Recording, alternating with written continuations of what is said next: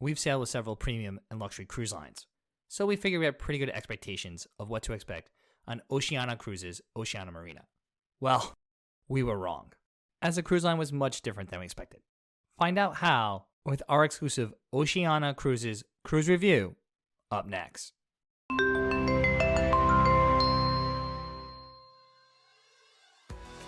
Welcome aboard, cruisers. I'm DB from Eat Sleep Cruise, where we help you see the world one port at a time. Now, as a couple that sailed on 50 different cruise ships, we've sailed on a variety of different cruises, from contemporary cruises to luxury cruises and everything in between. So we figured we had pretty good expectations of what life on board Oceania Marina would be like, considering the cruise line positions itself as a premium cruise line. Well, nothing could be further from the truth, as Oceania Marina really surprised us on several aspects. And one of the areas that really blew us out of the water was the signature dining. Given that Oceania Cruises is a premium cruise line, almost all the dining on the ship is included in the cruise fare. In fact, the cruise line prides itself on culinary excellence.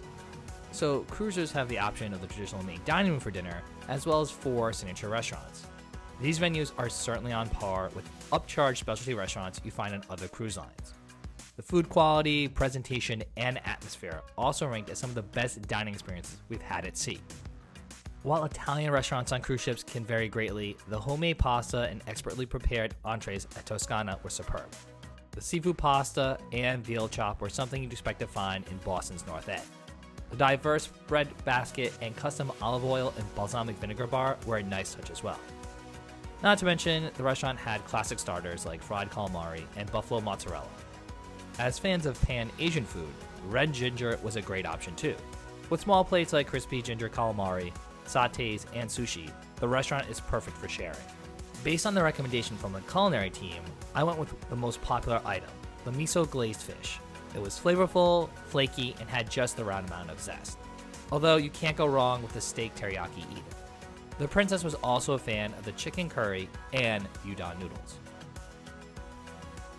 Polo Grill is a traditional steakhouse found on deck 14.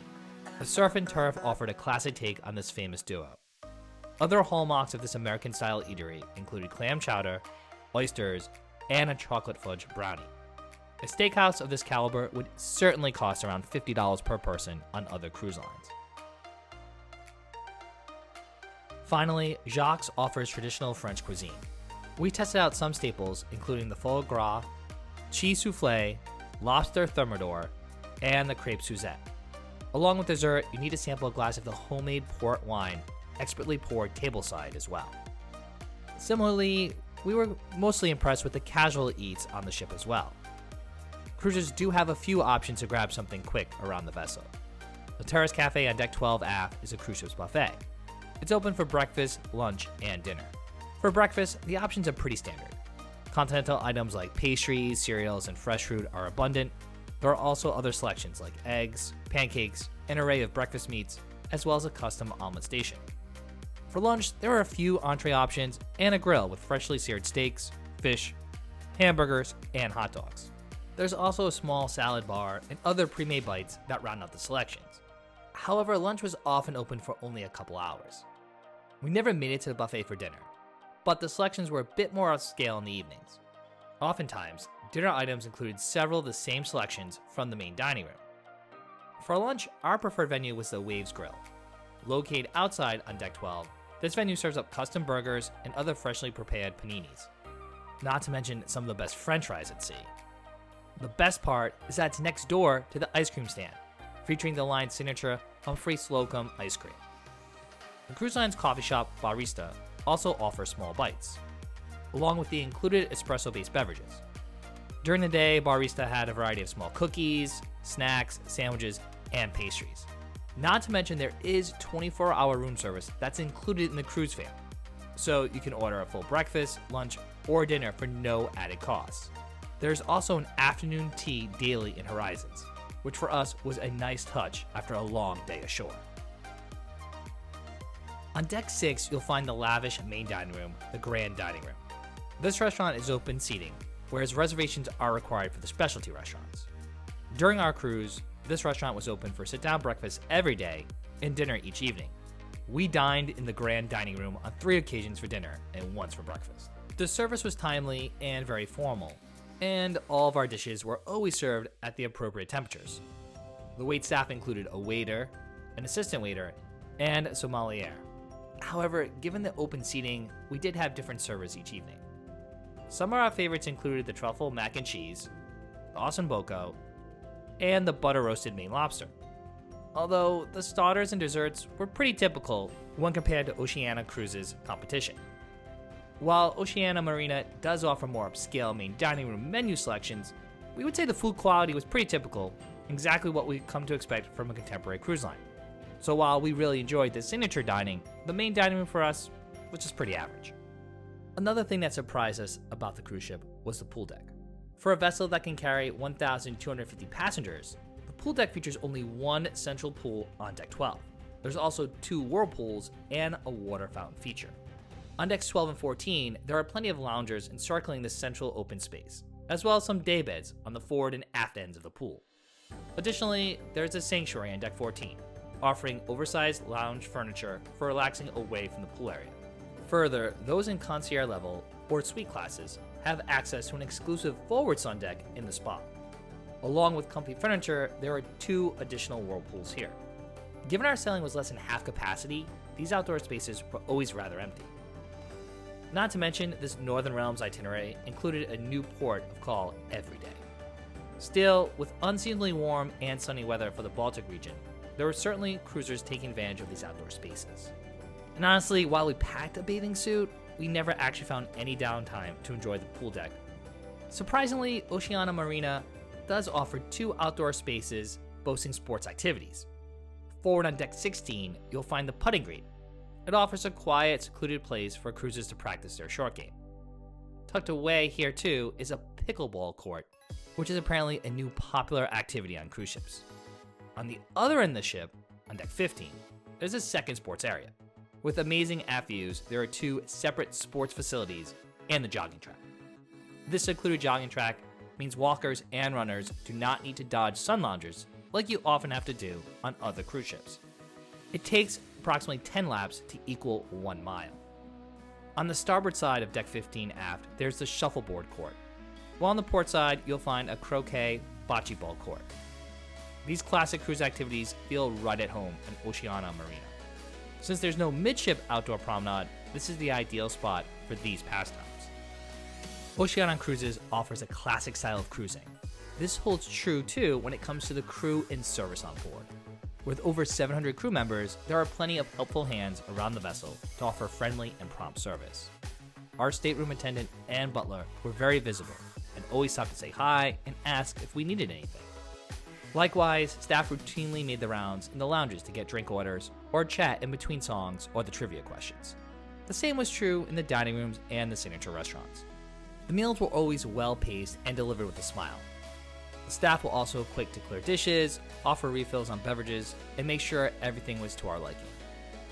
Our morning barista quickly remembered the wife's coffee order. The hostess at the grand dining room remembered that I asked for a copy of the menu and continued to have one ready for me each evening, even when we didn't dine there. Other small touches like this exemplify Oceania's premium level of service. While several cruise lines have cut back on staff, this cruise line certainly has not, and it showed with the high level of service throughout our 10-day cruise. With a new port of call each day, it wasn't really too surprising that there weren't many planned onboard activities. Peter and the rest of the entertainment team did offer a few predictable daytime activities. There was always late afternoon trivia, as well as daily Mensa brain teasers. On select days, there were other organized activities, such as arts and crafts, dance classes, and sports competition. On a few occasions, there was O-Life talks as well. These topics touched on history and culture of the region.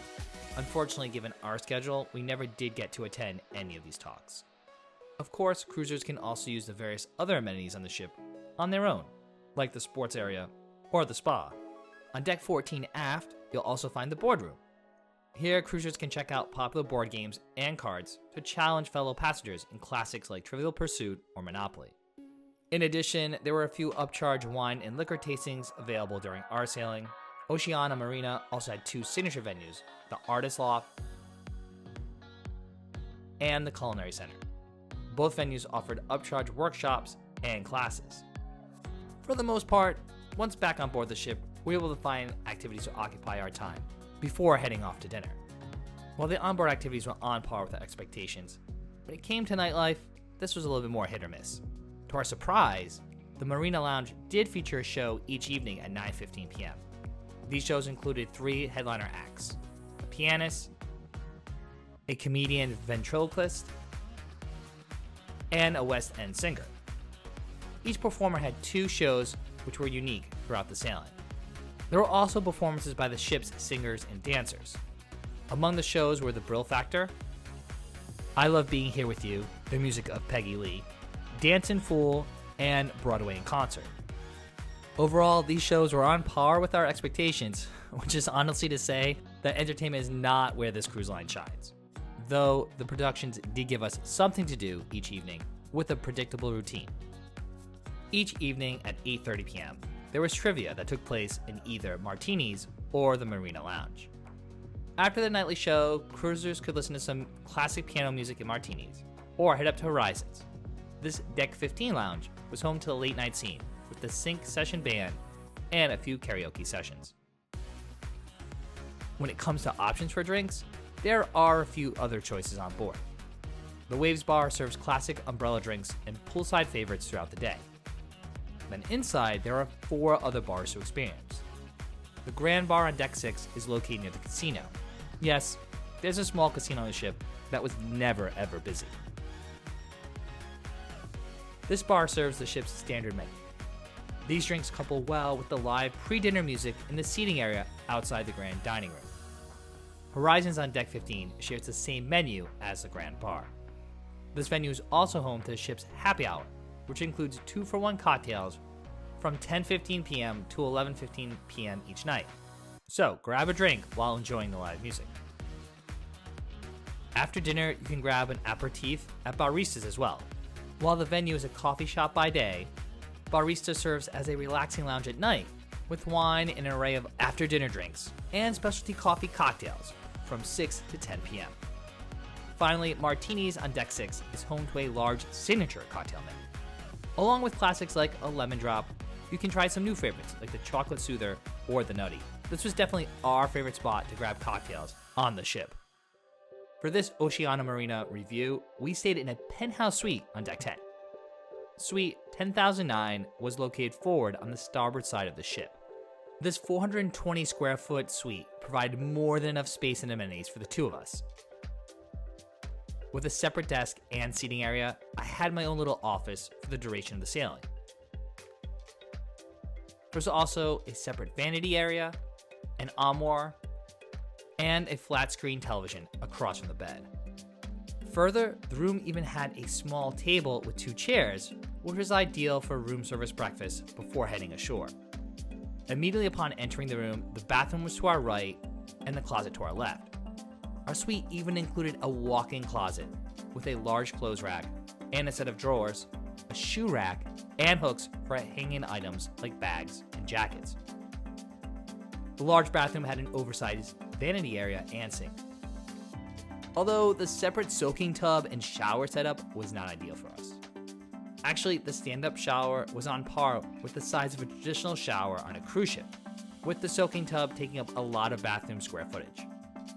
We are glad to hear that Oceania Cruises will be updating these stateroom bathrooms during the ship's refurbishment in 2023. Finally, the balcony was a good size. While on the skinnier side, it did run the entire length of our stateroom. With 2 wicker chairs and a table, it was an ideal spot for watching the sail in and out of ports. Being a suite, our stateroom did come with a number of other perks as well. This included butler service, unlimited access to the Aquamar thermal suite, laundry service, garment pressing, and more. When it came to embarkation and disembarkation, the process was smooth and efficient. Both times we used cruise line provided transfers. For embarkation, we used the cruise line transfers from the hotel, and for disembarkation, we used the cruise line transfer to get to the airport. Embarkation took approximately 30 minutes from health check to getting our key cards to boarding the ship. On disembarkation morning, we were assigned luggage tags Red 2. While our estimated departure time was 9 a.m., guests were asked to leave their stateroom actually by 8 a.m. So we grabbed a quick bite to eat at the Terrace Cafe and waited for our group to be called, right on schedule. Once our number was called, we walked right off the ship with no wait from the gangway located at the Deck 5 atrium.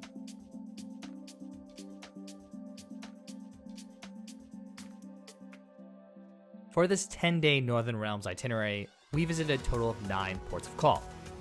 The wife and I explored 8 out of these 9 ports as we stayed on the ship during our visit to Visby, Sweden, to attend some exclusive onboard events.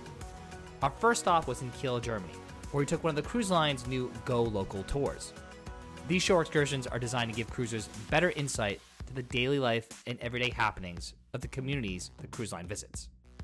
This fruit farm and bakery tour included a transport to Hamburg, along with other stops during the 7+ hour tour.